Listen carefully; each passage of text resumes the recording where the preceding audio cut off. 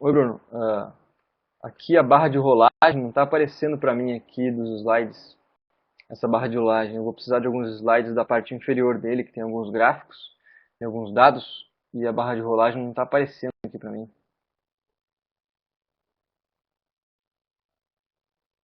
Será que é por causa de alguma incompatibilidade com o Mac?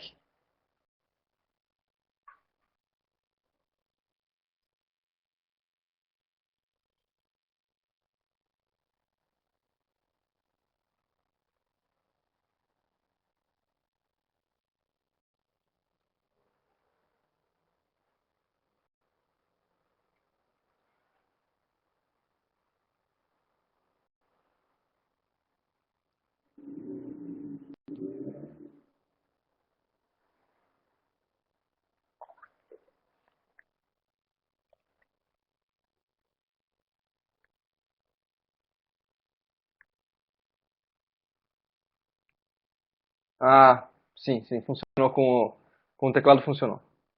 Beleza.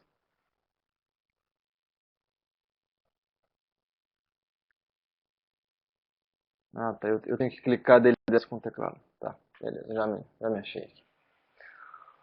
Bom, finalmente então, né, gente? Vamos lá então, sem mais delongas, então, muito bom dia, né? Desculpa a demora aqui para a gente iniciar a aula, principalmente para o Marcos que está ouvindo, provavelmente na edição vai ser cortada essa primeira parte. Então a gente está iniciando aqui a nossa aula 16 do curso de Geografia, do curso regular, ainda sem nenhuma notícia do edital, né? Sem nenhuma notícia formal do edital, mas vamos seguindo o nosso estudo. Muito bem. Hoje, então, a gente vai estar finalizando o item da Geografia Urbana, que é o item que a gente estava desenvolvendo ao longo do curso regular. Depois a gente tem mais, essencialmente, dois itens para seguir ao longo do curso, que é o item Geografia e Política e o outro item Geografia e Meio Ambiente.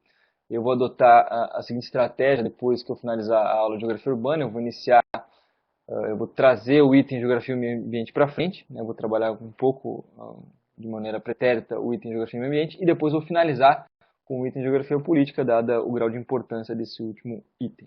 Então hoje a gente finaliza a Geografia Urbana, finaliza com a resolução de algumas questões de TPS também, né, o que a gente não fez ainda nesse item, e depois a gente vai passar então para o item Geografia e Meio Ambiente e enfim Geografia e Política. Né? Muito bem. Então, como a gente já observou, que a gente tem na estrutura do edital do item de geografia urbana, a gente tem os itens da processo de urbanização e formação de redes e cidades. Isso eu já iniciei na aula passada, eu vou aprofundar hoje apresentando alguns tópicos complementares e depois eu vou procurar também criticar um pouco o conceito de urbanização a partir de alguns conceitos que são trazidos mais recentemente, especialmente depois que o Milton Santos escreve. Né? Depois que ele morre, existe uma série de trabalhos que são publicados. Eu vou tentar fazer uma breve atualização, criticando um pouco esse conceito. Muito bem, aí os itens conurbação, metropolização e cidades mundiais, eu trabalhei um pouco isso na aula passada, mas eu vou retomar isso um pouco mais para frente. E dinâmica interurbana das metrópoles brasileiras e o papel das cidades médias na modernização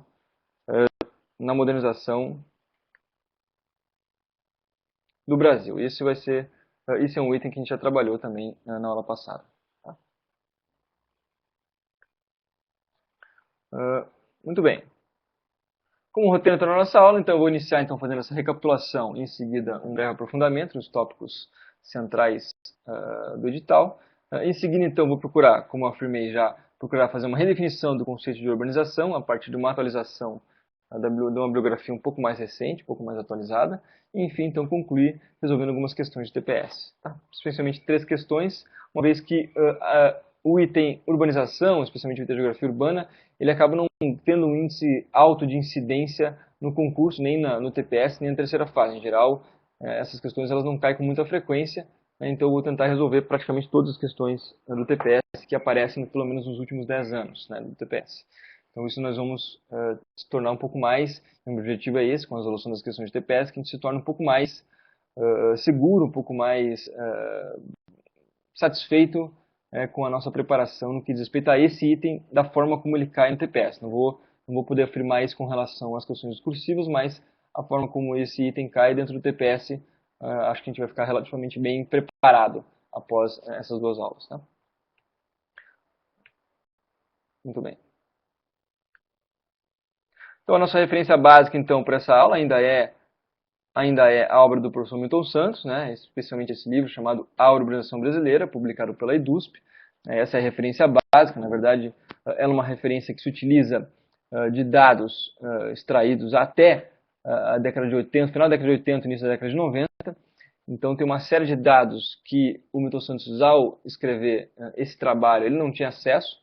Né, então, os dados dos anos 2000, do início dos anos 2000, os anos 2010, 11, 12, 13, 14, 15, isso ele não teve acesso, então naturalmente isso vai fazer com que essa referência ela seja uma referência básica, uma referência fundamental, mas ela acaba não contemplando alguns aspectos mais recentes da urbanização, tanto brasileira quanto a urbanização num nível sistêmico, num nível global. Ainda assim, ela é uma referência muito importante para nós.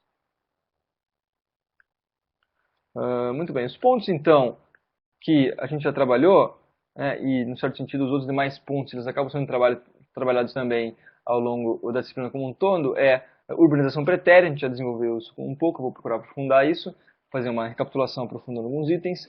A evolução recente da população urbana, agrícola e rural, isso a gente trabalhou um pouco também já. O meio técnico-científico também, a nova urbanização, diversidade e complexidade, a diversidade regional, o Brasil urbano e Brasil agrícola, não apenas Brasil urbano e Brasil rural, tudo isso nós desenvolvemos. Urbanização concentrada e metropolização, eu vou procurar aprofundar um pouco isso, e tendência de desmetropolização também. Muito bem. Quando a gente passa, então, para analisar esse primeiro item, né, na verdade, quando a gente for observar a forma como a urbanização ela se inicia, qual é o seu processo genético na história do território brasileiro, na história do Brasil como um todo, a gente tem essa classificação dada pelo Nestor Goulart Reis Filhos, na década de 60, e esse é um autor que ele vai ter, o Nestor Goulart Reis, ele vai ter uma ampla disseminação, não apenas na própria geografia, como uma ciência, como uma disciplina acadêmica, mas também em outras áreas que tangenciam esse conceito de urbanização. A gente pode até identificar nesse conceito um conceito que ele é altamente interdisciplinar se nós compararmos, por exemplo, se nós pensarmos, por exemplo, a utilização que a arquitetura se faz desse conceito, para a noção de espaço urbano, né, de urbanismo especialmente, a forma como a arquitetura se utiliza desse conceito de urbanismo, não só a arquitetura, mas também o design, né, eles acabam sendo, a urbanização acaba sendo uma categoria compartilhada por esses itens. Para não falar também da economia das cidades, também da sociologia urbana. Então existe uma série de áreas do conhecimento, predominantemente das ciências humanas, que acabam se utilizando e se apropriando de uma forma desse conceito de urbanização. Aqui, então, esse autor, Nestor Goulart Reis Filho, ele vai fazer uma breve classificação da urbanização no caso brasileiro, e essa classificação vai ser adotada não apenas pelos geógrafos, mas também vai ser adotada por demais áreas do conhecimento. Então, é uma classificação bem interessante. Tá? Ela classifica, então, esse primeiro período, essa formação, esse início genético da urbanização na história do território brasileiro, e ele vai dividir, então, basicamente em 3 períodos desse processo de proto-urbanização brasileira. A gente tem, em primeiro lugar, esse período que se inicia em 1530 e vai até 1570, e que na fundação do Rio de Janeiro, especialmente no ano de 1567, o seu marco simbólico. Né? Então, esse é um primeiro período, basicamente, de fundação de uma série de pequenas localidades urbanas, né? Especialmente voltadas a tentar estabelecer, ou tentar organizar as funções administrativas que são da própria função que a cidade está pautada nesse início do período colonial. Né? Então, é basicamente um processo de fundação desses municípios, de início, de processo embrionário de tentar organizar do ponto de vista administrativo o trabalho, especialmente das atividades coloniais. Então, a gente tem então esse primeiro momento. O segundo momento, ele inicia em 1580 e vai até 1640.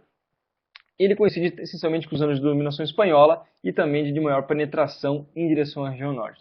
Então, a gente tem nesse segundo período, um período em que ocorre uma maior penetração em direção à região norte, então não há mais, a gente não pode afirmar, ao contrário do primeiro período, que a gente tem um delineamento essencialmente litorâneo das municipalidades, das localidades urbanas no período colonial. Já há, então, uma certa penetração em direção à região norte. Isso também vai ser influenciado também pelo período de dominação espanhola, uma vez que a gente tem uma certa influência da União Ibérica na própria forma como o espaço urbano brasileiro foi se conformando e foi adquirindo características que acabam representando, sofrendo os reflexos desse novo configuração do sistema, tal como a União Ibérica representou. A gente tem nesse período, então, justamente quando a gente vai estudar a história moderna, a gente nesse período, então, é justamente o período que vai encerrar com os próprios tratados de Westfália em 1648. Mas esse é um período, então, que coincide também com a Guerra dos 30 Anos e com um contexto sistêmico que está acontecendo no continente europeu,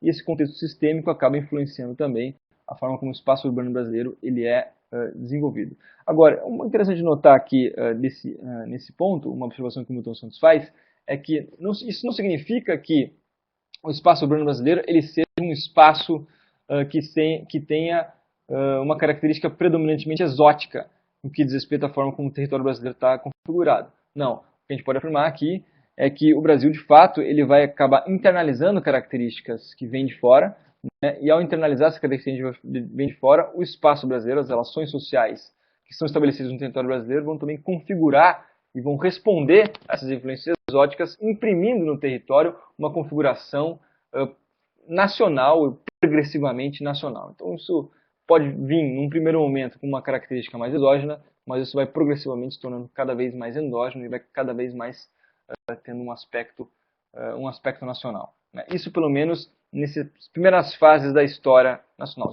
Não citando, obviamente, um processo de globalização num sentido como a gente pode entender hoje em dia, né? Em que a gente pode ter espaços, uma característica dos espaços, a configuração de espaços não locais, como é, por exemplo, uma das afirmações dadas pela professora Ana Fani, do Departamento de Geografia da Universidade de São Paulo. Ela defende essa categoria de espaços não locais, pelos quais são os espaços que acabam não sendo lugares, né? São espaços que não estabelecem relações nenhuma, por exemplo, como dutovias, por exemplo, como pontes específicas em que acabam não estabelecendo relações sociais diretas, relações humanas acabam não existindo nesses espaços. São espaços não locais. Aqui não. Aqui há um processo bem endógeno, um processo um pouco mais incipiente, um pouco mais até comunitarista de organização, mas que tem, obviamente, na metrópole a sua principal influência. Né?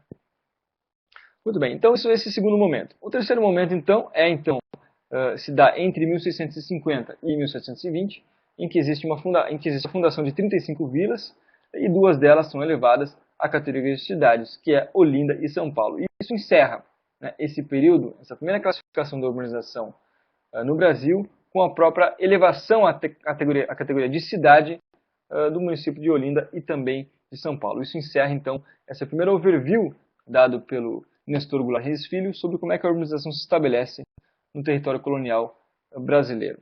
Tá?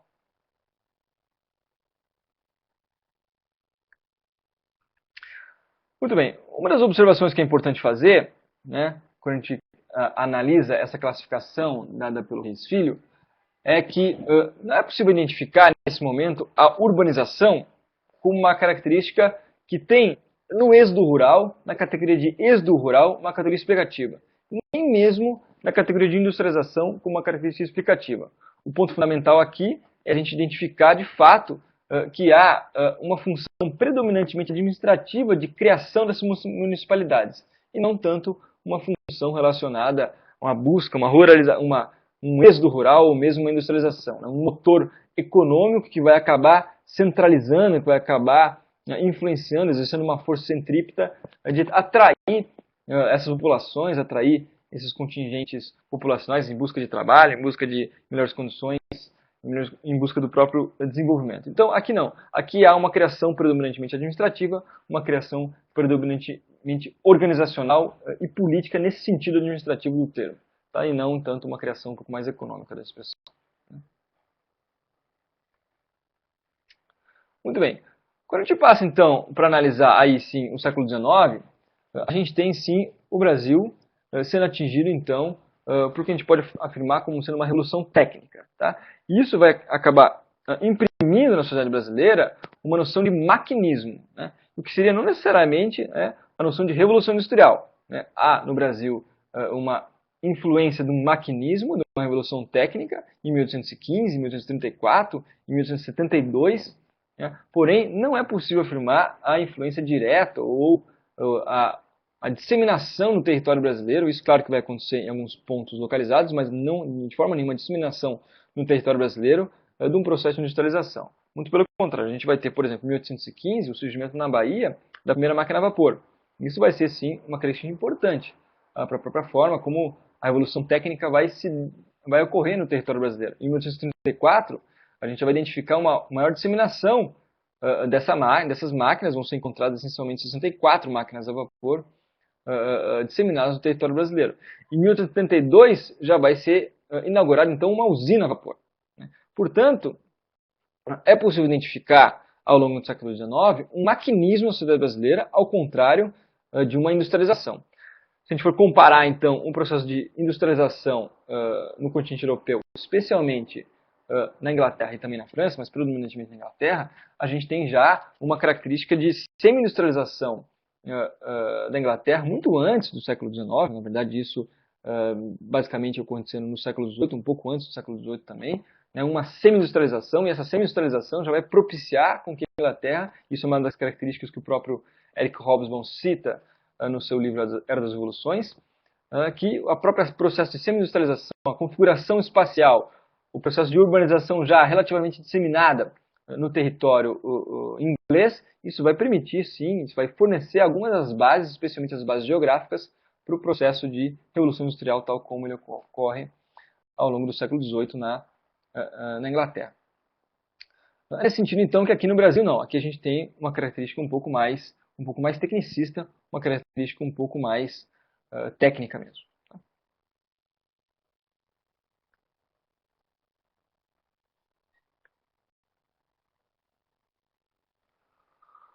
Bom, muito bem.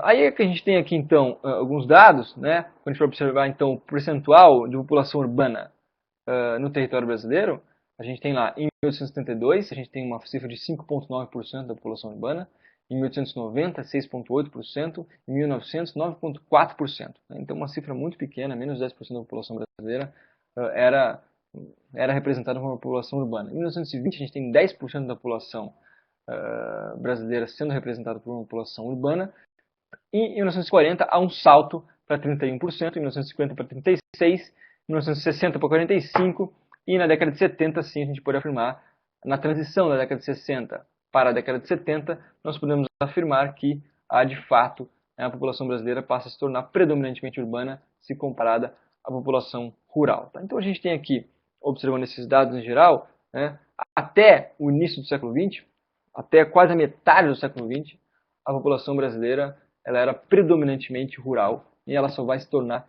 predominantemente urbana depois, na transição da década de 60 para a década de 70. Tá? Então há essa evolução importante, esses dados são importantes a gente assimilar, a gente internalizar, uma vez que basicamente esses dados acabam podem nos servir como instrumentos, eventualmente, para responder uma questão de terceira fase, ou mesmo para a gente conseguir ter um pouco mais de segurança quando a gente for responder questões de TPS. As questões de TPS acabam sendo bastante ardilosas, né?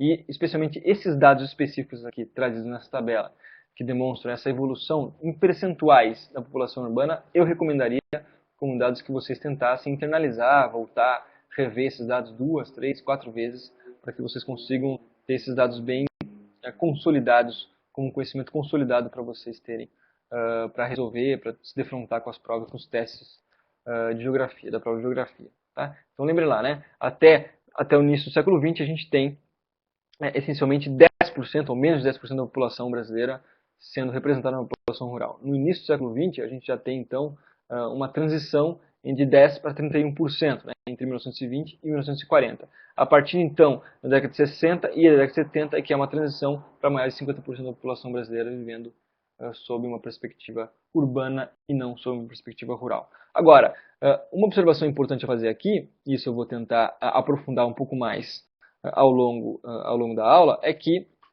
especialmente na segunda parte da aula, é que esses conceitos de urbano e rural, eles acabam sendo conceitos que necessitam de uma revisão, que necessitam de uma nova consideração. Quando a gente observa o início do século XX, quando que a gente observa no século XIX, no século XVIII, no século XVII, esses conceitos são bem mais adequados ao contexto pelos quais eles foram pensados.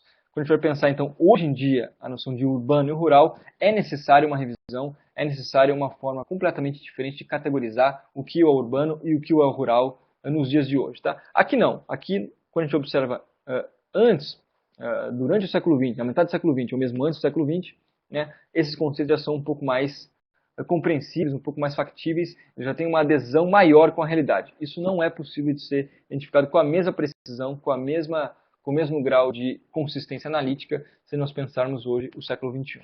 Tá? Como eu vou procurar demonstrar com os trabalhos feitos por um laboratório desenvolvido na Universidade de Harvard.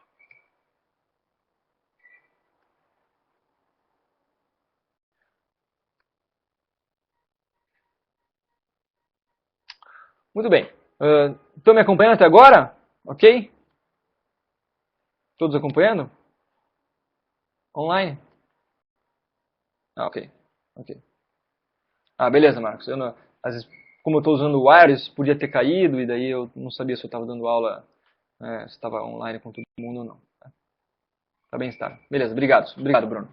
Uma vez aconteceu isso, né, de eu cair, continuei dando aula e daí eu fiquei um tempão dando aula e daí não percebi que já tinha caído. Enfim. Mas vamos lá, então. Para resumir, então, essa overview, né, que é uma recapitulação com algum aprofundamento do que foi desenvolvido na aula passada, o Santos, então, vai procurar então, dividir, né, todo esse período, ou melhor, vai dividir a urbanização brasileira, né, basicamente em duas principais etapas. Né, ou melhor, dois principais regimes, tal como ele procura observar.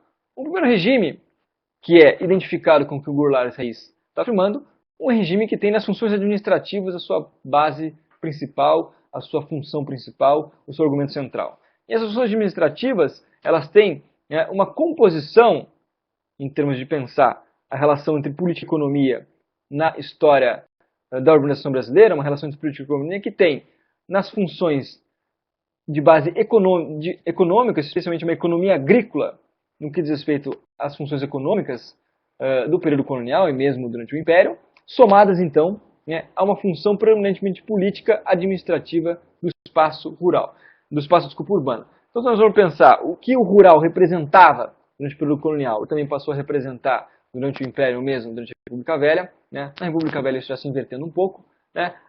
Existem funções predominantemente de base agrícola associados ao espaço rural. Se nós vamos comparar isso ao que está acontecendo no espaço urbano, a gente tem funções predominantemente administrativas no espaço urbano. Isso é a forma como o rural e o urbano se relacionavam, esses dois regimes se relacionavam no início dessa urbanização, dessa proto-urbanização brasileira, tal como o Goulart Reis afirma e também o Milton Santos acaba também concordando. Um exemplo que ele vai dar, um exemplo interessante também, é afirmar como é que a própria criação de municípios ele segue uma lógica que vem predominantemente advindos dessa base econômica, da própria dinâmica econômica, e como é que isso acaba trazendo e também acaba influenciando a criação de municípios, a criação de administrações. Então, por exemplo, o caso de Manaus e Belém, no caso, por exemplo, do próprio ciclo da borracha. A gente tem um ciclo da borracha, e isso cria uma série de municípios, isso faz com que até um percentual de urbanização de certos municípios passem a ser mais elevados, associados ao ciclo da borracha, e quando esse ciclo declina, a gente tem um percentual, um declínio desse percentual, tanto em termos populacionais quanto em termos urbanos. Então, é possível sim nós fazermos uma análise que procura relacionar ciclos de acumulação, especialmente os ciclos tal como o próprio Celso Furtado desenvolve, o ciclo da cana, o ciclo da mineração e o ciclo do café. A gente tem essencialmente esses três ciclos. A gente pode identificar esses três ciclos tendo como resultados ciclos de criação, de densificação de municípios e ciclos de esvaziamento e menor e também êxodo desses municípios. Então é possível de fazer sim essa correlação. Essa correlação ela tem coerência quando a gente pensa as interações entre economia e geografia, espaço e relações econômicas. Tá? Muito bem. Aí a gente passa então para um segundo período, identificado aí sim com o pós-Segunda Guerra Mundial. Esse é o segundo regime, esse segundo momento, né, no qual a gente pode sim pensar a urbanização já tendo uma característica no qual o espaço urbano é quem tem uma lógica econômica central e não mais o espaço rural é quem passa a ter uma lógica econômica central. Aqui a gente passa a ter o espaço urbano como sendo o cerne, né, nessa perspectiva apresentada pelo Milton Santos, especialmente a partir da década de 40 e 50, o cerne dos nexos econômicos, o cerne das relações econômicas e o principal motor no que diz respeito à forma como a urbanização vai acontecer. Então, se a gente compara, então, isso é muito interessante, que a gente compara especialmente a partir da metade do século XX para frente, nós temos, né, a urbanização e a criação da urbanização sendo regida predominantemente pelos nexos econômicos, pelas relações econômicas estabelecidas no interior do próprio espaço urbano e mesmo do espaço intra-urbano. Se a gente compara então com os regimes posteriores, a gente tem, ou melhor, os regimes anteriores, a gente tem a urbanização sendo criada e sendo regida predominantemente por uma lógica agrícola, por uma lógica rural. Então a urbanização aqui tendo dois regimes diferenciados, tal como o Milton Santos está afirmando. Então aqui que a gente pode então identificar, aí sim, a industrialização, tendo impacto da industrialização sendo eficiente, a industrialização sendo uma variável chave para a gente pensar o processo de urbanização. Então a gente pode sim correlacionar industrialização na metade do século XX com urbanização e com adensamento populacional. Então essas três variáveis na metade do século XX passam a ser correlacionadas: urbanização, industrialização e densificação populacional ou mesmo êxodo rural. Todas essas quatro variáveis, sim, elas têm sentido a partir da metade do século XX. Elas não têm sentido antes desse período no espaço brasileiro. Tá? E aqui ele está afirmando, então, que isso vai incluir, obviamente, então, um mercado nacional conectado, de forma concentrada e desigual. Então, ainda que há uma progressiva interconexão do espaço território brasileiro, essa interconexão vai ocorrer de uma forma concentrada e de uma forma desigual. Então, ainda que exista uma maior interdependência, a gente vai fazer aqui, por exemplo, um paralelo com a teoria de relações internacionais, especialmente com a teoria liberal, no qual eles afirmam que existe uma progressiva interdependência. Essa interdependência econômica ela vai aumentar a densificação das relações econômicas, das relações políticas, ou mesmo das relações estabelecidas entre os indivíduos. Essa densificação e essa interdependência ela ocorre de uma maneira predominantemente desigual e, quando a gente observa isso no interior do espaço brasileiro, no espaço território brasileiro, a gente fica assim, isso acontecer de uma maneira hierárquica, de uma maneira concentrada. Então, a interdependência, ela existe, sim, ela existe, porém existe de maneira desigual e concentrada. Tá?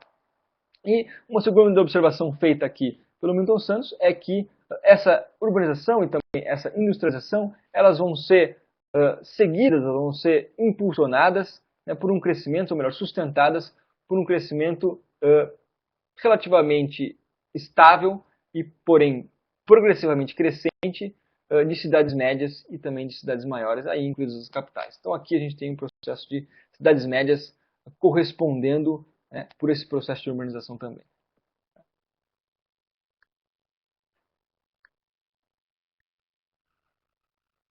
Muito bem, aí então a gente passa agora sim para uma classificação, que é a classificação adotada pelo próprio Milton Santos. Essa classificação, sim, que é a classificação original dele. Aqui a gente estava até agora fazendo uma observação e um aprofundamento dos tópicos aprofundados desenvolvidos pelo Reis Filho. E depois a gente estava agora sim e também fazendo breves apontamentos sobre a forma como o Milton Santos identifica então esses períodos entre regimes mais de uma função agrícola, de um espaço agrícola, que esse sim é responsável pela criação do espaço urbano, e depois a gente tem o espaço urbano sendo o principal motor da criação dele mesmo, do próprio desenvolvimento dele mesmo. E aqui a gente tem não. Aqui a gente passa a ter uma urbanização sendo criada, tendo uma classificação desenvolvida pelo próprio Milton Santos. Então, ele classifica isso a partir de três principais períodos. Em primeiro lugar, ele identifica, especialmente a partir da metade do século XX, uma urbanização que acontece de uma maneira aglomerada, em primeiro lugar. Depois ela acontece de maneira concentrada e depois acontece uma metropolização. Tá? Então a gente tem urbanização aglomerada, urbanização concentrada e assim, em seguida, metropolização. Na segunda parte da aula, eu vou apresentar uma classificação global do processo de urbanização, não uma classificação nacional da urbanização. E essa classificação global ela vai se diferenciar um pouco dessa classificação da tabela pelo Milton Santos, que é aglomerada, concentrada e metropolização. Eu vou apresentar uma classificação que ela é ligeiramente diferente, tá? Do que essa aqui. Porém, é importante a gente ter essas duas classificações para pensar o que está acontecendo no interior do território nacional, né, e também o que está acontecendo no espaço internacional, especialmente a partir de dados que são dados extraídos do que ocorre a partir do final do século XX e início do século XXI.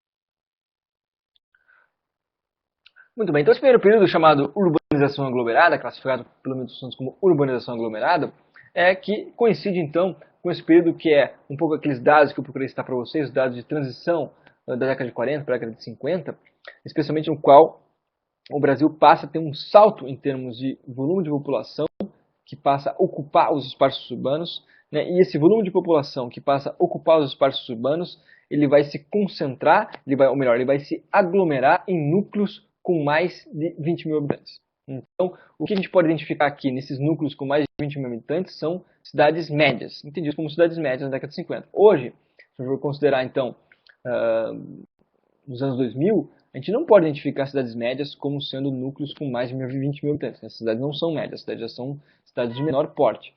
Agora, cidades médias, nos anos 50, 20 mil habitantes é um valor significativo. Né? Agora, então isso significa, isso é um pouco como eu estou procurando afirmar, que há uma urbanização aglomerada e aglomerada em função dessas cidades com mais de 20 mil habitantes, e essas cidades passam a crescer progressivamente no conjunto da população brasileira. Então a gente tem lá esses dados, 15% da população em 1940 e 51%. A transição é um contraste entre 15% vivendo em 1940 e 51% vivendo na década de 80. E a gente passa então para o conceito de urbanização concentrada. Né? A noção de urbanização concentrada é que isso vai acontecer de uma maneira não mais apenas aglomerada nessas múltiplas cidades médias, mas isso vai progressivamente se concentrar em cidades cada vez que concentram um volume maior de habitantes. Então isso vai se concentrar em algumas regiões específicas, e essas regiões específicas é que vão concentrar as maiores densificações populacionais, e a região sudeste é a região predominantemente que vai concentrar e que vai acabar também representando os maiores incrementos populacionais e os incrementos nas taxas de urbanização se comparado com as demais regiões do Brasil. Então ela é uma urbanização primeiro aglomerada em múltiplos municípios, predominantemente médios, nessa primeira fase, e depois ela vai se concentrar predominantemente na região sudeste.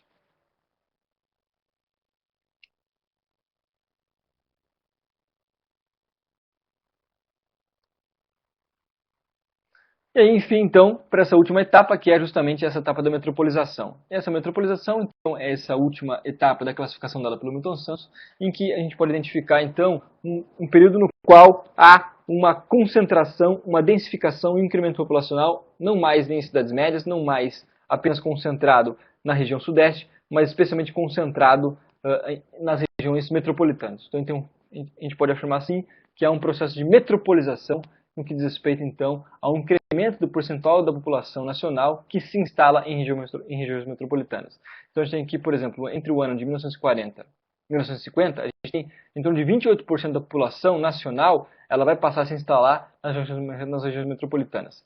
Entre 1950 e 1960, nós vamos ter esse índice crescendo para 32,6% da percentagem de aumento da população se concentrando em regiões metropolitanas.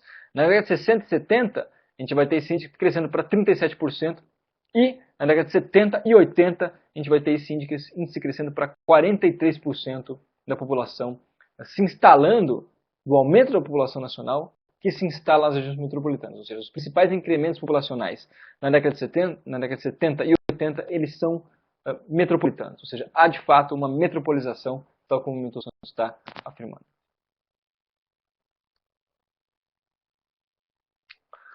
Muito bem, isso então, para finalizar essa parte um pouco de recapitulação, um pouco também de aprofundamento de algumas teses principais, de alguns argumentos centrais, É muito importante a gente conseguir recordar alguns aspectos. Na verdade, esse concurso, o concurso do Rio Branco, ele é muito mais sobre aprofundamento, recapitulação e internalização do que sobre diversificação e um conhecimento muito diversificado e difuso dos conteúdos apresentados pelo edital. Aqui não. O edital ele acaba, esse concurso ele tem esse perfil de aprofundamento, de compreensão de algumas teses e internalização dessas teses, que são teses centrais, que acabam nos auxiliando e acabam sendo argumentos que nós podemos mobilizar com bastante eficiência, com bastante segurança, quando nós vamos se defrontar tanto com o TPS quanto com as ações de terceira fase. É necessário, então, esse aprofundamento, é necessário essa internalização de algumas teses. Muitas vezes é muito melhor rever do que estudar uma coisa nova para o concurso, especificamente para esse concurso.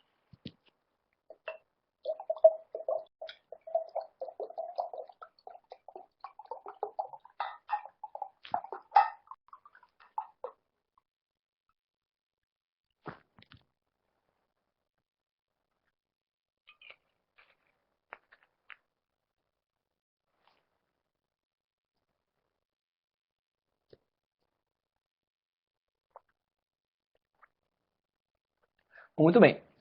Na segunda parte da aula, então, eu vou procurar fazer um apanhado sobre algumas observações um pouco mais atuais, observações também que não vêm necessariamente de um autor latino-americano, tal como a gente tem estudado a partir do Milton Santos. Na verdade, vai observar um autor norte-americano e que vai tentar aprofundar algumas teses sobre a urbanização, ele vai procurar questionar algumas teses sobre a urbanização, essas teses que são disseminadas na literatura que acaba se relacionando, acaba se utilizando do conceito de urbanização. Não só a literatura que a própria geografia utiliza, mas a literatura que a arquitetura utiliza, a literatura que a sociologia utiliza, a literatura que o design utiliza, a literatura que é sobre urbanização que é altamente interdisciplinar. Então aqui o Neil Brenner ele vai procurar então fazer uma revisão, uma atualização e também questionar alguns conceitos sobre urbanização, procurando relativizar esse conceito de uma maneira bem contundente. E é isso que eu vou procurar demonstrar. Como que essas categorias de urbano e rural, urbano e agrícola, essas duas categorias, elas necessitam, nos dias de hoje, de uma revisão, elas necessitam de uma flexibilização em função de um conceito um pouco mais funcional, em função de um conceito um pouco mais diversificado, um pouco mais em categorias um pouco mais flexíveis e mais diversificadas, tá? Então aqui eu vou deixar, eu coloquei aqui nesse slide dois principais links. Esses dois links têm, eles apresentam de onde que eu estou extraindo a informação. Isso é uma coisa bem interessante. Em geral, eu estava me utilizando tanto da literatura consagrada da área, por exemplo, como é o professor Milton Santos, como é a professora Berta Becker, como é o Antônio Carlos Robert Moraes, essa literatura consagrada da disciplina de geografia. Porém, existem também algumas instituições, alguns institutos que são muito bons, que são, especialmente quando a gente pensa a questão do espaço urbano, que é o Observatório das Metrópoles. O Observatório das Metrópoles, ele tem um site, ele tem um link, ele tem uma publicação, ele tem curso de pós-graduação, ele tem mini cursos que ele oferece, já é um observatório bem antigo, é um observatório muito interessante, uma criação bem interessante da própria sociedade civil, que tem justamente por objetivo tentar identificar o que está acontecendo com as metrópoles. Ele produz trabalho, ele tem incentivo do CNPq. Então é sim uma fonte legítima para nós estudarmos a urbanização, não só no Brasil, como também não só no Brasil, nas regiões metropolitanas, mas também como no mundo como um todo, no espaço, no sistema internacional como um todo. Então, o Observatório das Metrópoles é esse site que eu recomendo para vocês explorarem com um pouco de cuidado, né, lerem o que está, as suas publicações que estão lá descritas, com uma total segurança de que estão estudando um site e uma plataforma confiável em termos de produção intelectual. E dessa plataforma eu extraí então esse artigo que eu estou aqui, que está descrito aqui no próprio slide, né, que vocês podem baixar, né, que se deriva dessas próprias reflexões feitas pelo Neil Brenner, né, que é um autor que tem um laboratório de análises urbanas na Universidade de Harvard. Aqui então a gente vai sair um pouco dessa abordagem do Milton Santos e entrar numa abordagem um pouco mais norte-americana, ainda que nós vamos identificar paralelos bem interessantes, especialmente na forma como esse autor conduz esses trabalhos no laboratório de análise urbanas da Universidade de Harvard. Tá? Então, aqui, o Observatório das Metrópoles é, sim, uma referência bem importante, uma referência bem contundente para nós. Tá? Eu espero que vocês tentem se aprofundar em explorar esse sítio. Tá?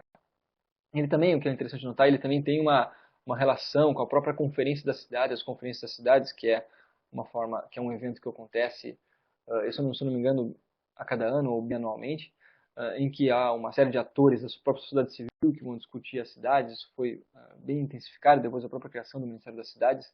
Então, o Observatório das Metrópoles ele tem um papel crucial. Aqui no próprio espaço regional, quando a gente vai pensar aqui no próprio estado do Paraná, a gente tem aqui o IPARDES, que é um Instituto de Pesquisa Urbana e Regional também, que tem uma conexão direta, tem alguns analistas do IPARDES que acabam fazendo parte do Observatório das Metrópoles, eles acabam produzindo muitos dados no próprio IPARDES, que são utilizados depois e são publicados pelo Observatório das Metrópoles.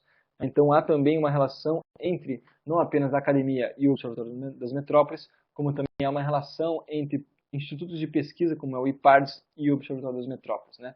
Então isso demonstra então esse grau de legitimidade que esse sítio passa a ter como uma referência central para a gente estudar a questão da produção do espaço urbano. Né? Não só a questão da produção do espaço urbano, também como essa questão das próprias lutas urbanas, a questão dos próprios direitos sociais, o direito à cidade.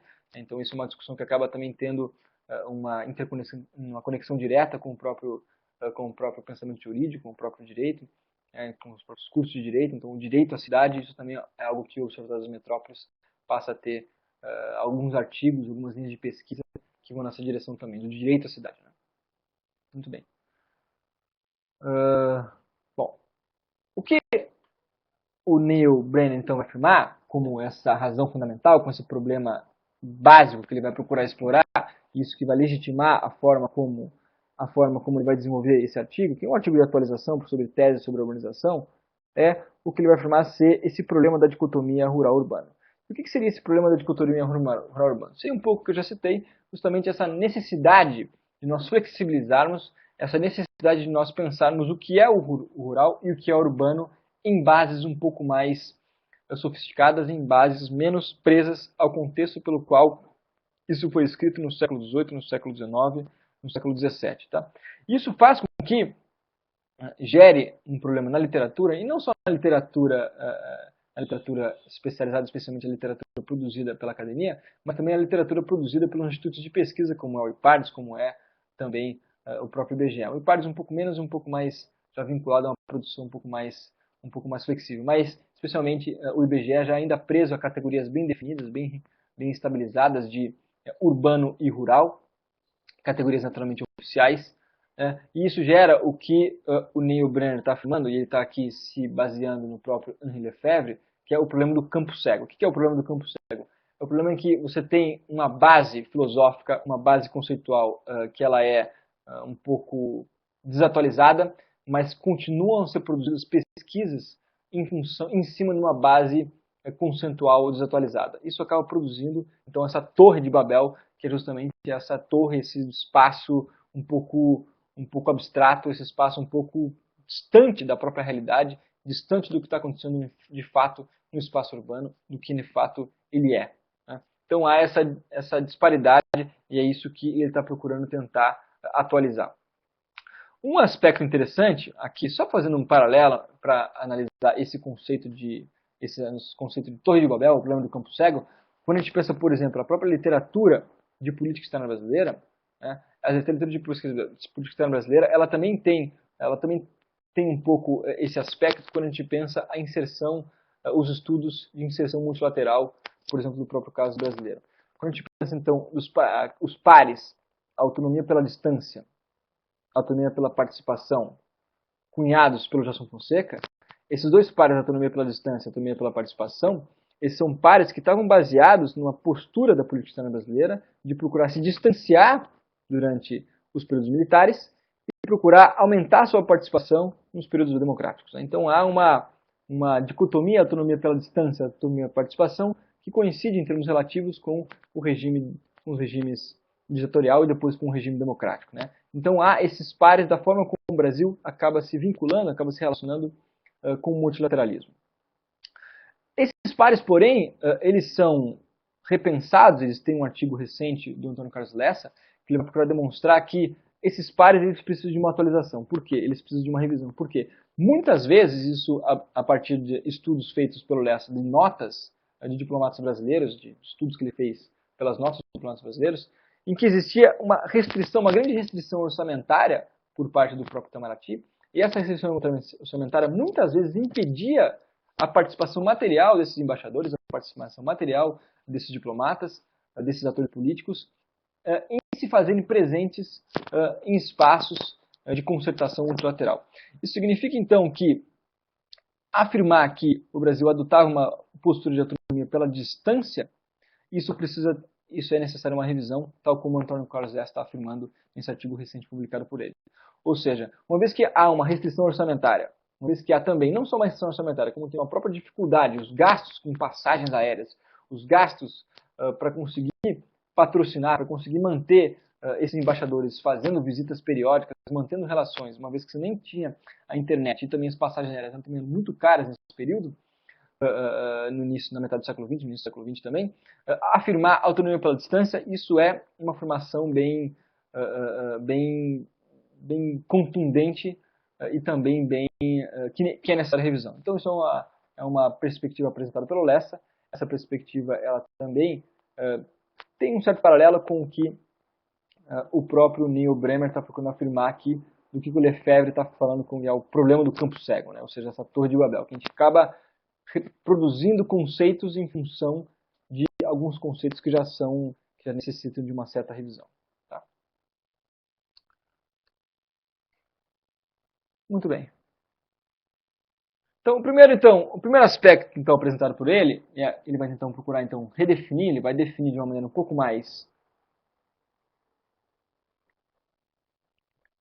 sofisticado o que seria o espaço urbano.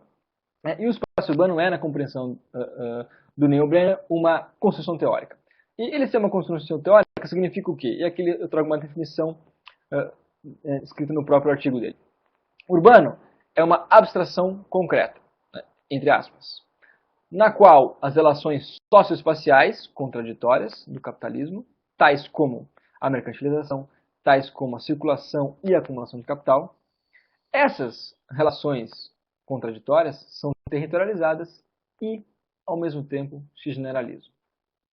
Ou seja, é uma forma de compreender que o espaço urbano ele tem uma característica não apenas de relações predominantemente econômicas, mercantis, territoriais, mas eles têm uma característica também de abstração, eles têm uma característica também ideacional. A forma como certas relações ocorrem no espaço rural, muitas vezes estão influenciadas, estão sendo impactadas pelas relações que estão acontecendo no espaço urbano. Né? Isso acaba se evidenciando a criação de relações urbanas acontecendo em espaços rurais.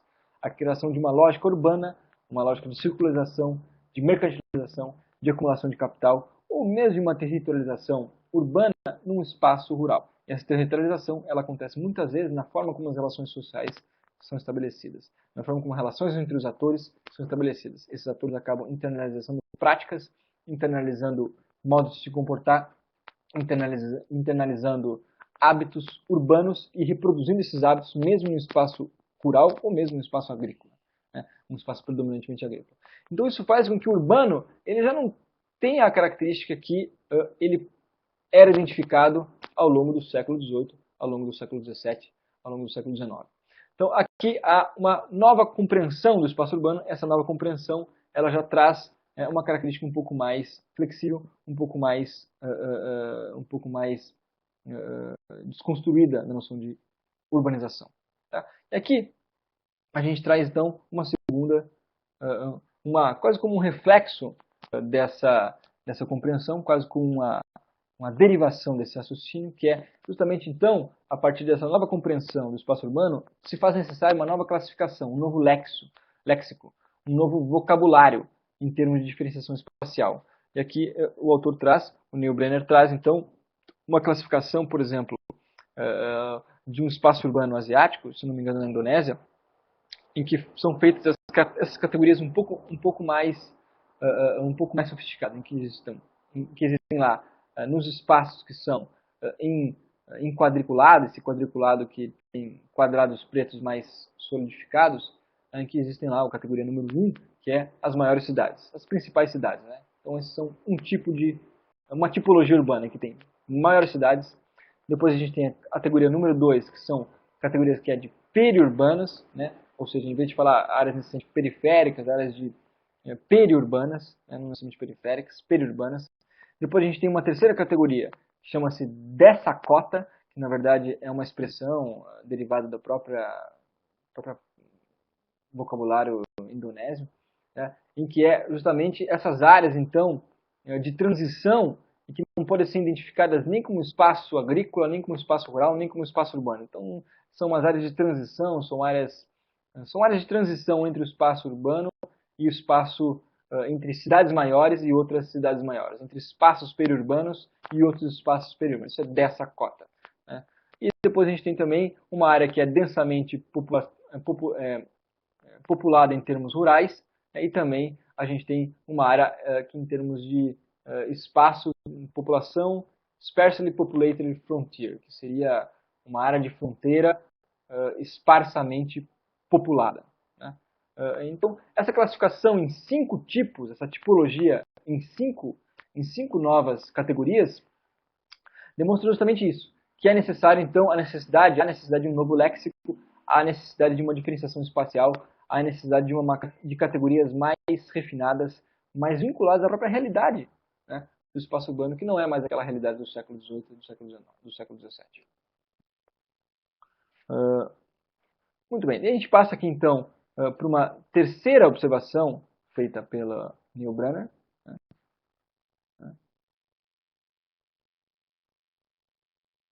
Não, antes de falar essa terceira observação, aqui também tem uma outra possibilidade aqui de classificação. Eu esqueci, eu trouxe aqui também essa outra possibilidade, que é não apenas aquela como trazida pela classificação do espaço asiático, mas também aqui uma classificação do próprio espaço urbano da própria Suíça. Então a gente tem aqui, né, essas áreas em rosa como metropolitan regions, né, regiões metropolitanas.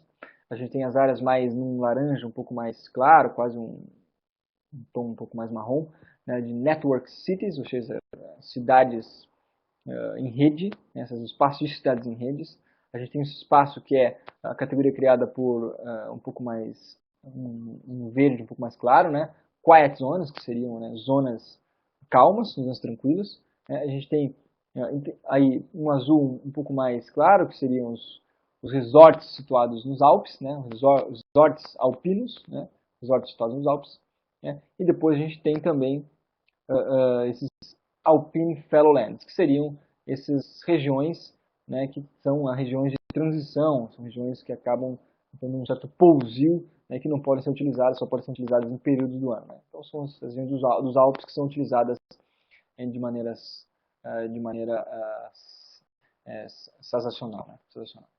Então, nesse sentido, então, que a gente tem aqui uma outra tipologia de classificação, e ela também demonstra que é necessário, e isso já acaba sendo disseminado, não apenas no próprio continente asiático, também no continente europeu, né, uma certa disseminação da própria produção de categorias urbanas, de categorias de classificação do espaço urbano, que são categorias que são utilizadas pelos próprios municípios, no continente europeu, ou mesmo no continente asiático, por institutos de pesquisa, e que não mais estão presas à categoria de urbano e rural, essas categorias clássicas. Já há, então, uma disseminação de cartografias, já há uma disseminação de mapas, uma disseminação de informações geoespaciais, e essas informações geoespaciais elas são disseminadas, elas já são utilizadas por vários institutos, vários municípios, várias regiões ao longo em todos os continentes. Então não é necessário que a gente se prenda e se mantenha pensando nessas categorias de urbano e rural. Muito bem. Uma terceira observação que ele vai fazer em relação a essa atualização do conceito de espaço urbano é que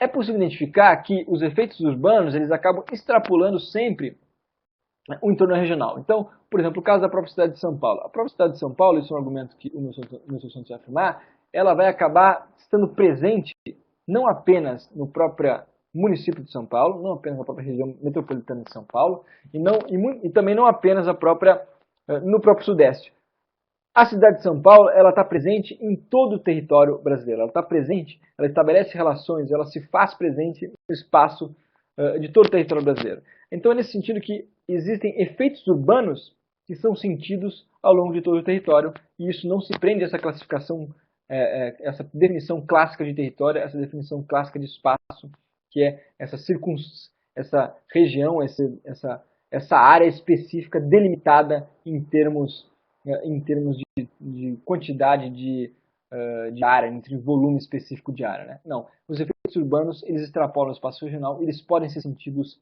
muito além da sua área circunscrita territorial. Tá? Isso é o caso da cidade de São Paulo, isso acaba sendo um argumento também trazido pelo Milton Santos, que isso é possível de ser identificado no próprio Brasil. Né? Muito bem. E a gente passa então para uma quarta observação feita pelo Neil Boehner, é que o que ele vai afirmar então que a urbanização, quando a gente observa então de um ponto de vista geral, de um ponto de vista global, né, a partir de uma teoria, o que ele chama de uma teoria planetária da globalização, e aqui ele tem um pouco esse objetivo, o Laboratório de Análises Urbanas da Universidade de Harvard tem esse objetivo de tentar criar uma classificação global, né, da urbanização a partir dessas categorias um pouco mais flexíveis, a partir também de exemplos de uma tipologia, de uma análise das tipologias, tal como elas são feitas em uma série de municípios no sistema internacional, no sistema como um todo. Né? Mas aqui ele está trazendo justamente essa noção de que a urbanização ela tem dois momentos principais, tá? Quando a gente pensa no sistema como um todo. Ela tem um primeiro momento, que é o momento de concentração, e um segundo momento, que é o momento de extensão, de espraiamento, de dispersão. Então existem dois momentos centrais, um momento de concentração, em seguida de um momento de dispersão e de disseminação. E aqui eu vou procurar ilustrar esse argumento a partir da própria análise da mancha urbana de Londres, demonstrando como que isso também acontece. A mancha urbana de Londres é um exemplo ilustrativo, né, como é que isso acontece, essa condição de concentração acontece não só em cidades na região sul, no hemisfério sul, também no hemisfério norte, e também depois, para ilustrar esse argumento da extensão da urbanização, como é que existem franjas específicas de assentamento mundial sendo disseminadas no espaço como um todo, no espaço global como um todo, o que faz com que esse autor acabe demonstrando e acabe tendo um certo embasamento para afirmar que sim, existem momentos específicos, momentos de concentração e momentos de extensão.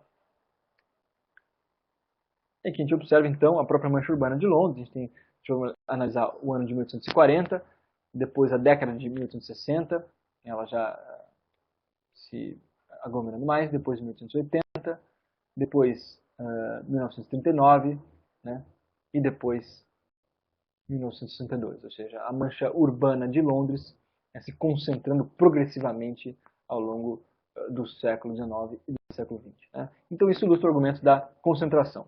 Agora existe um outro argumento, que é o argumento justamente dessa disseminação, que é um pouco o que esse mapa procura ilustrar. Né? Esses corredores, existem as manchas mais escuras em laranja, representam de fato essas áreas de aglomeração. As manchas que têm um laranja um pouco mais suave, elas representam um pouco esse processo de disseminação. E as manchas já mais clarinhas representam esse movimento de dispersão, esse movimento de disseminação dos espaços urbanos.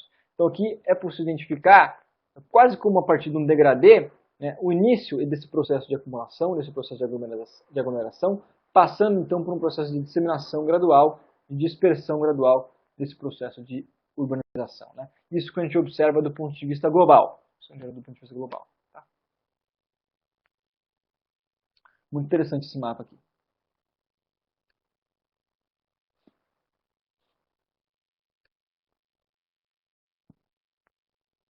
Muito bem, aí um quinto argumento também que o Neil Boehner vai afirmar é justamente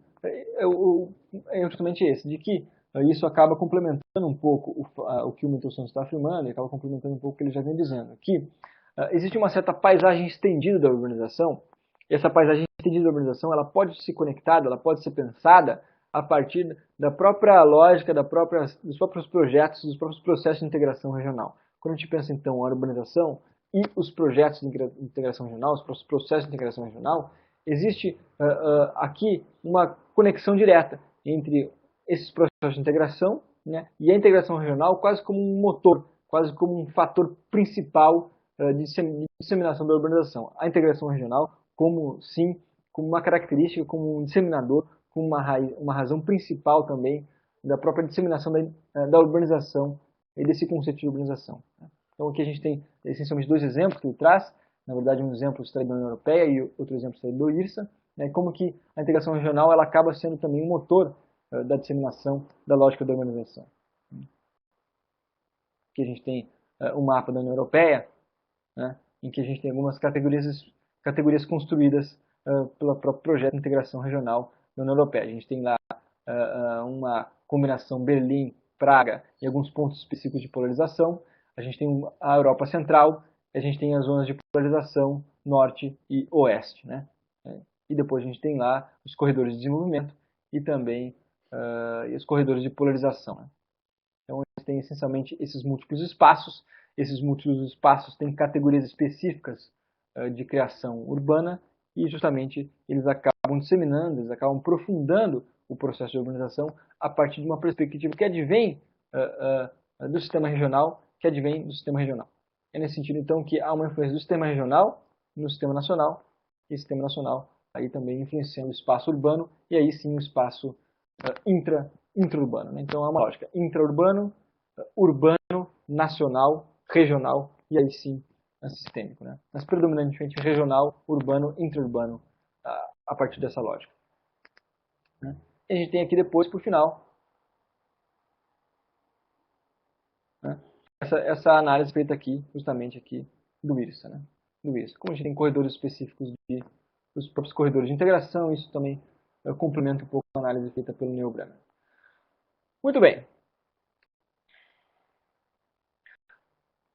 Para finalizar, então, essa segunda parte da apresentação, a gente chega, então, no mapa conceitual da urbanização. Esse mapa conceitual, ele acaba, então, trazendo algumas categorias, né, que já indicam um pouco mais, já classificam de uma maneira um pouco mais interessante para nós. Tá? A gente tem aqui, essencialmente, quase como um mapa cognitivo, né, um mapa conceitual feito por esse autor. Esse mapa conceitual vai dividir basicamente em duas principais categorias. Tá? Categorias que advêm da prática, para analisar o espaço, categorias que vêm da própria análise. As categorias que vêm da prática são os próprios significados cotidianos, ideológicos, estabelecidos pelos próprios atores, que são atores que estão produzindo o espaço urbano. Esses atores não necessariamente são intelectuais, não necessariamente são acadêmicos, são atores que estão praticando, são próprios movimentos sociais, movimentos que buscam a reivindicação por maiores direitos urbanos. Esses movimentos eles criam categorias de análise do próprio espaço urbano. Existem então essas categorias que advêm da praxis. Agora existem categorias que advêm da própria análise, da análise desenvolvida pelos próprios acadêmicos, predominantemente acadêmicos. Essas categorias de análise são conceitos do urbano desenvolvidos e aperfeiçoados reflexivamente por meio da teoria social e da pesquisa. Então essas categorias são as categorias que nós vamos utilizar. Agora, dessas categorias de análise, a gente pode dividir elas em duas principais outras categorias. Observando, em primeiro lugar, o urbano como essência nominal, ou seja, o urbano com uma designação específica, o urbano com uma essência constitutiva, o urbano como de fato, como um processo específico. Né? Então, o urbano como essência nominal, ele pode ser pensado a partir das suas propriedades sociais específicas e morfológicas, que são pensadas para serem partilhadas por todos os fenômenos, condições ou cenários urbanos. Tá? E o urbano, como essência constitutiva, ele já vai estar relacionado a diversos processos. Por exemplo, da forma como o urbano é produzido. Então, exemplo, investimento de capital, regulação estatal, consumo coletivo, luta social, ou seja, o que constitui o espaço urbano, não apenas como uma designação, mas também como a sua realidade material. Tá? Dessa classificação do urbano como essência constitutiva, a gente tira então duas classificações. Aí sim, uma urbanização concentrada e uma urbanização estendida, tal como eu procurei demonstrar a partir dos mapas, tanto da concentração da amostra urbana de Londres e depois da urbanização estendida, como é que isso acontece, acaba se espraindo ao longo do continente, ao longo do próprio sistema internacional como um todo.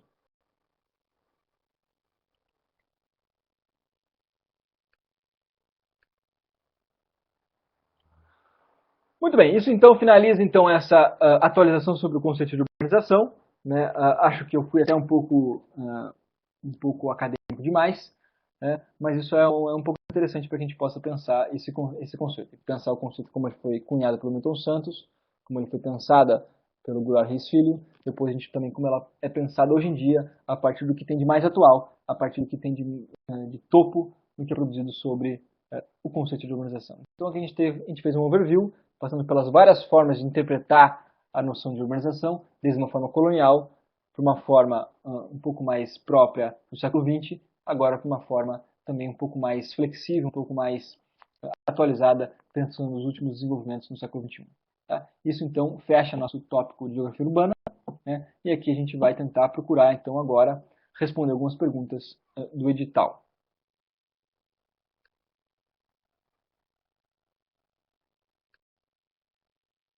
Questões de TPS, então. Tá? Então, a questão do TPS de 2006, questão 62, tá? Questão que vai cobrar um pouco do Joga Afirmações vai afirmar.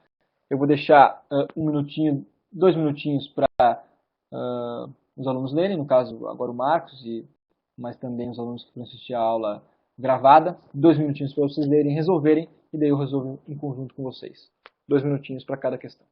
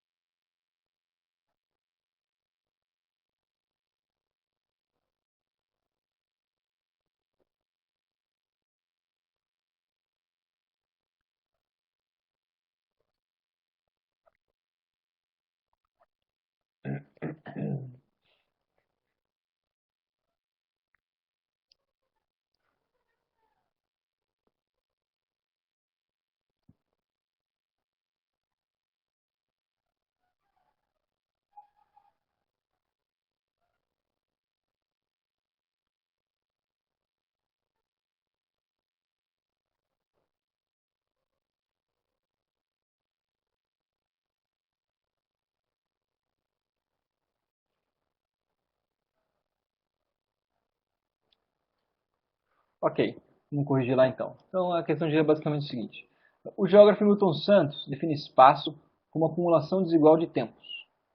Conforme sejam compatíveis com essa definição, julgue C ou E os itens a seguir. A primeira alternativa dizia basicamente o seguinte. O espaço é fixo e permanente. Questão errada.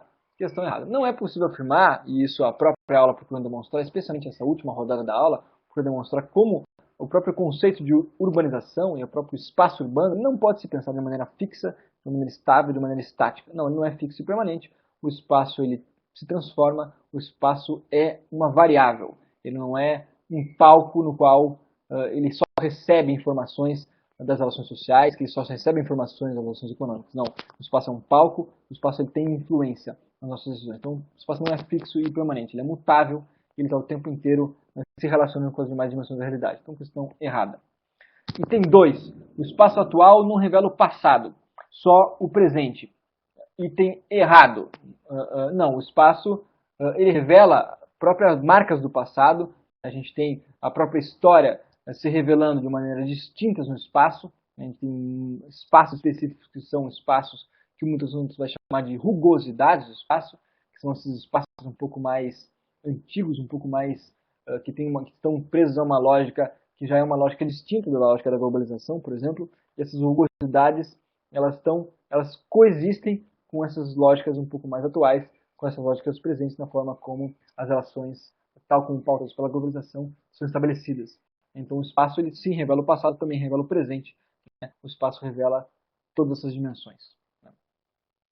Em terceiro lugar, o espaço transcende o contexto social. Tá? Essa questão ela é errada. Tá? Ela é errada. Não, o espaço ele não pode, a gente não pode afirmar que ele transcende. Essa palavra é muito forte para pensar o contexto social. O espaço, ele influencia o contexto social e ele é influenciado pelo contexto social, mas ele não transcende o contexto social. Ele não é uma dimensão, não é uma dimensão transcendental acima do contexto social, e o contexto social ele acaba não tendo possibilidade, ou ele pode ser deixado de lado. Não. O espaço está sempre relacionado ao contexto social, eles se influenciam mutuamente, eles são co-construídos. Né? Não há uma relação de transcendência nisso. E, em quarto lugar, a cada momento da história há um espaço diferente. Sim, isso está correto. Isso está correto. Né? Sim, é possível afirmar que a história ela vai produzindo, vai imprimindo suas marcas no espaço, isso vai imprimindo de maneira diferenciada nesses múltiplos espaços. Então, a cada momento da história existe um espaço sendo produzido.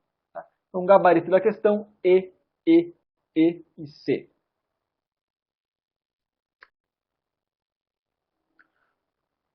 Muito bem.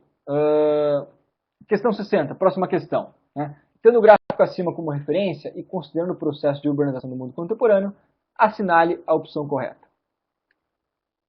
Tá? Um minutinho para ler um gráfico. Tá? Um gráfico que demonstra as 100 maiores cidades do mundo até 2015. Né? A gente tem lá divididos pelo continente asiático, América Latina, África, América do Norte, Europa e Oceania.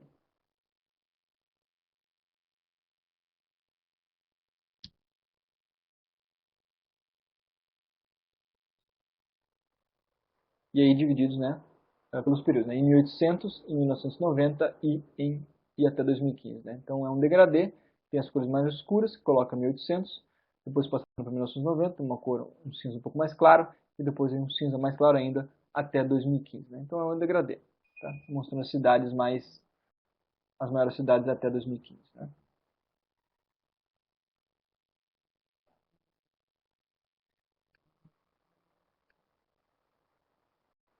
Aí, vou deixar um minutinho para vocês lerem a questão. Tá? 2 minutinhos para vocês lerem a questão.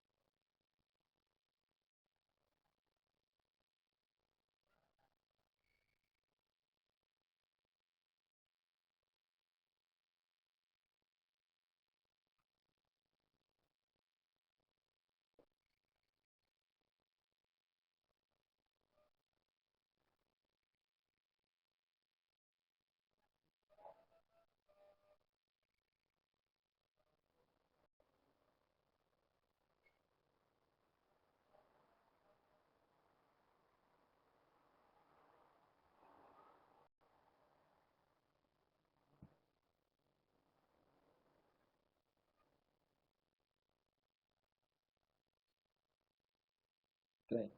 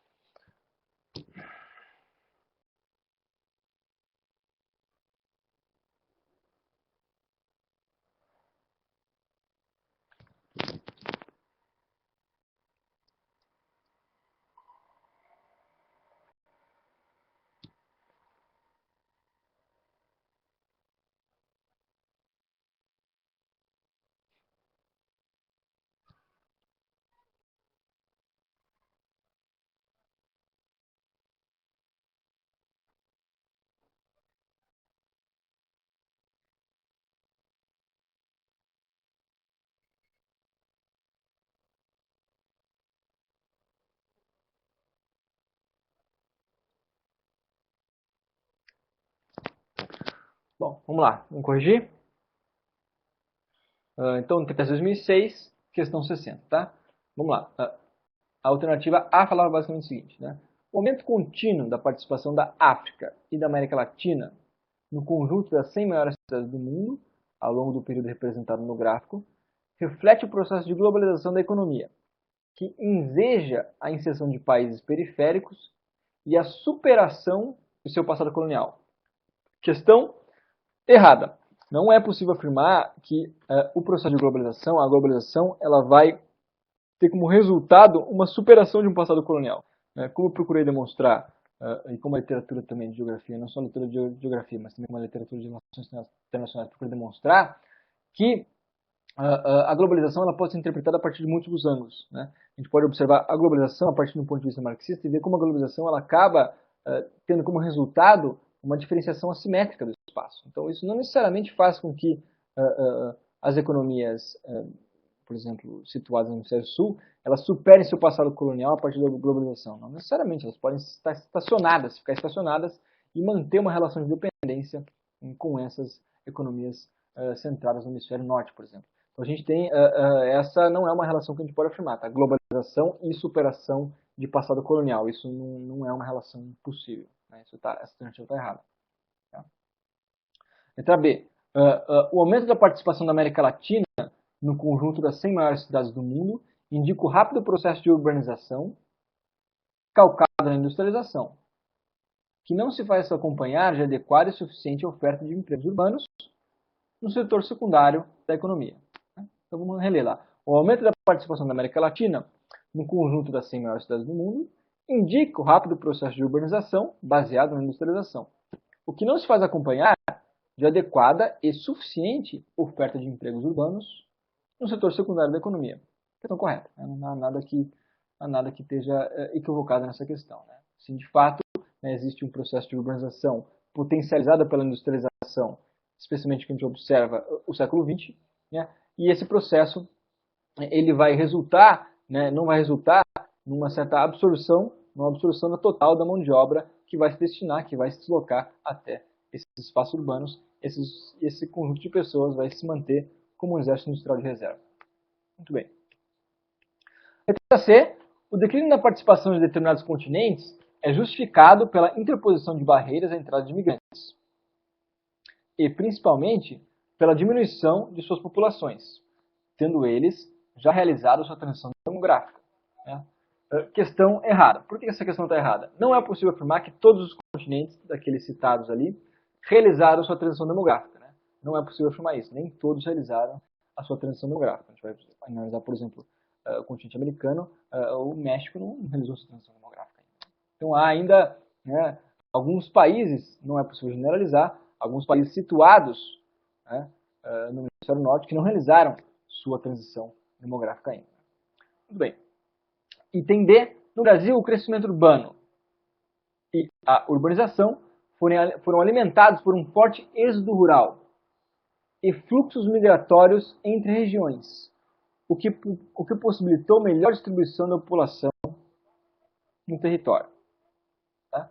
O que a gente pode identificar aqui, essa questão ela é uma questão um pouco capciosa, é que esse crescimento urbano, essa urbanização e esse impulsionamento dado pelos fluxos migratórios, eles não resultam numa melhor distribuição, eles resultam numa concentração da população em certas regiões.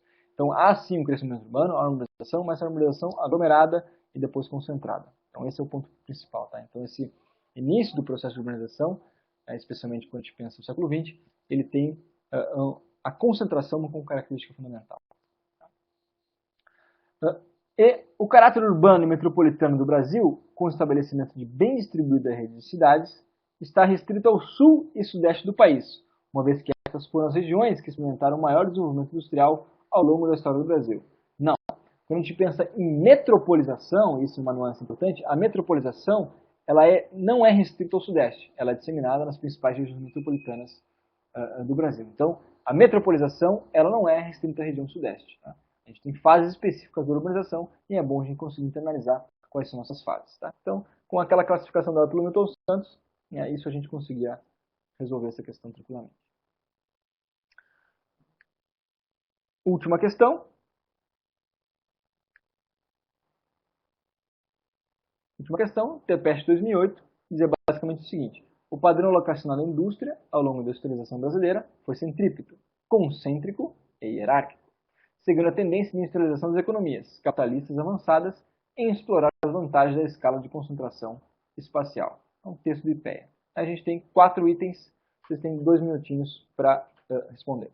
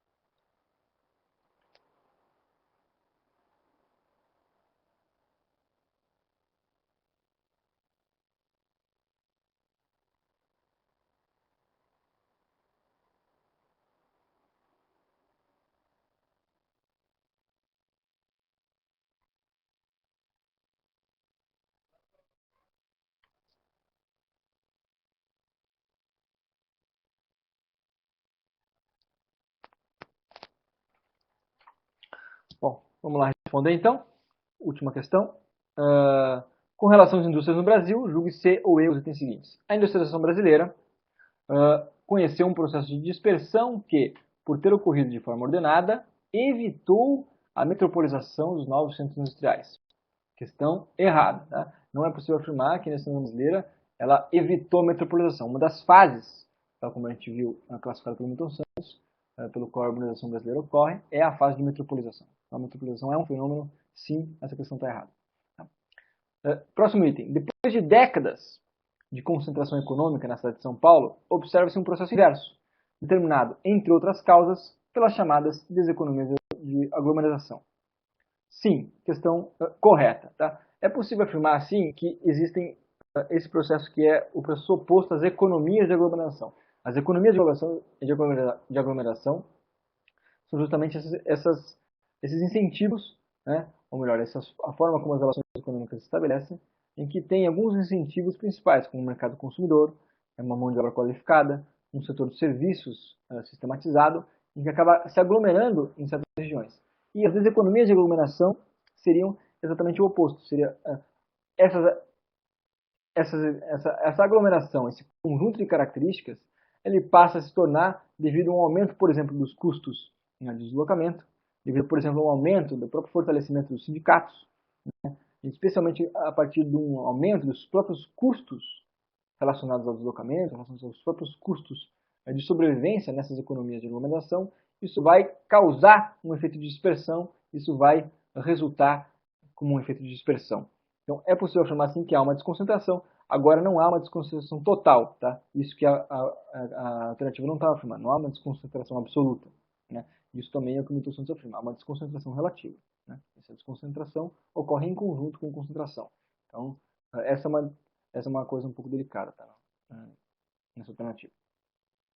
Bom, o desenvolvimento da indústria e da agroindústria resultou na diferenciação e especialização do espaço regional brasileiro por meio da criação de novas estruturas produtivas, como observado na Amazônia brasileira. Questão correta. Por causa da Zona Franca de Manaus, ele acaba ilustrando um pouco esse item. Último item, as indústrias de alta tecnologia localizam-se preferencialmente onde existem sistema acadêmico e de pesquisa bem organizado, serviços urbanos modernos e base industrial. Sim, exatamente. Isso seria o que os autores estão afirmando como economias de aglomeração. Né? Questão correta. Então, gabarito a questão. Primeira questão incorreta. As outras três questões, todas corretas. Tá? Muito bem. Aqui a gente chega, então, ao final desse item sobre urbanização. Tá? A gente vai começar agora a trabalhar um próximo item, na próxima aula. A gente tem mais 4 aulas para finalizar o programa. Eu espero que tenha sido proveitoso, espero que tenha sido rico essa aula sobre urbanização. Muito obrigado a todos. Muito obrigado, Marcos. Um ótimo final de semana. Bons estudos. Tá?